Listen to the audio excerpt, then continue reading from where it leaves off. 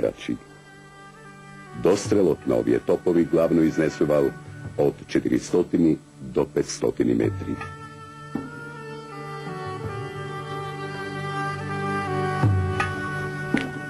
Испробувањето на Црешовото топче било извршено 2 дена по ослободувањето на Крушево. На највисокото место на гумење Тодор Христов го поставил Црешовото топче, му одредил цел, а потоа го наполнил со барут, па го ставил ѓулето и го поставил и фитилчето.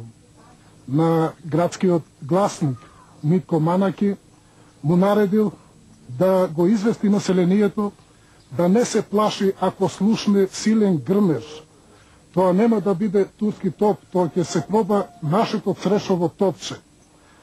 Митко Манаки веднаш тргнал по улиците, подзастанувал и возбудливо возвикнувал: Крушовчани и крушовчанки, слушајте вам. Ако денеска слушнете силен грмеж, тоа ќе биде нашето Црешово топче, прославеното топче изработено во нашите оружарници. Да не ги пуштате децата да одат на гумење, да не се повредат случајно. И навистина, истиот ден, напладне, се слушнал силен тапнеж. Топчето пукнало и се распрснало во парчиња. Неколку души од присутните биле повредени. Меѓутоа, Тодор Христов бил среќен што децата не го виделе и не го слушнале ова, па им наредил на мајсторите да го засилат топчето со посилни обрачи и да му постават ногарки за посилно и потврсто да действува.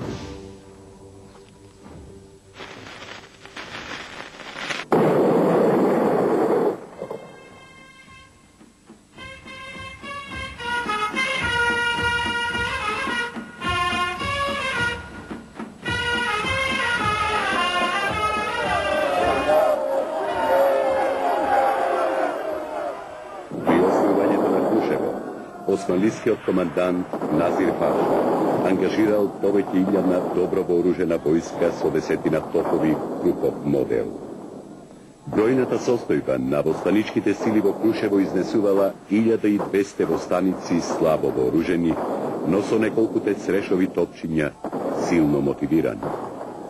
Огнено борбено крштевање, легендарното Црешово топче доживеало во одбраната на Крушево.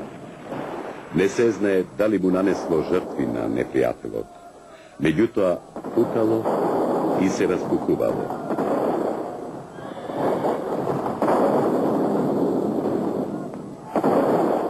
Востаничкиот штаб одлучил двете топчиња од арсеналот во Селце да се дадат на одредот на војводата Ѓурчин, по советот на подпоручникот Христов да ги намести на одбрано место на Калето да действуваат. Од Калето се овозможува наблюдување на целиот простор на кај Прилеп. Од кај село Кривогаштани, круповите топови на Бахтијар Паша со огромни цевки зинале на кај Крушево, а камите набиени на пушките светкале на утринското сонце.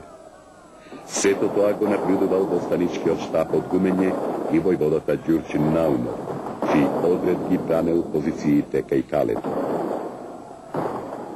Непосредно пред почетокот на борбените дејства, Бахтијар Паша испратил ултиматум до востаниците за безусловно предавање. Гласникот го носел ултиматумот кон позициите на војводата Ѓурчин Наумов. Ѓурчин го прочитал ултиматумот и одговорил: не сме востанале за да се предадеме, туку да се бориме за слободата на Македонија. Потоа ги зацврстил позициите на Црешовите топчиња на позициите кај Калето. Започнале грмежи од круповите османлиски топови. Пукале и Црешовите топчиња, пукале и се распукнувале. Црешовите топчиња од арсеналот на Тодор Борјар својот прв и последен истрел го имале кај оружарницата на Тодор Борјар и неговите синови Ставре и Сотир. Горело Крушево, горело и околу Крушево.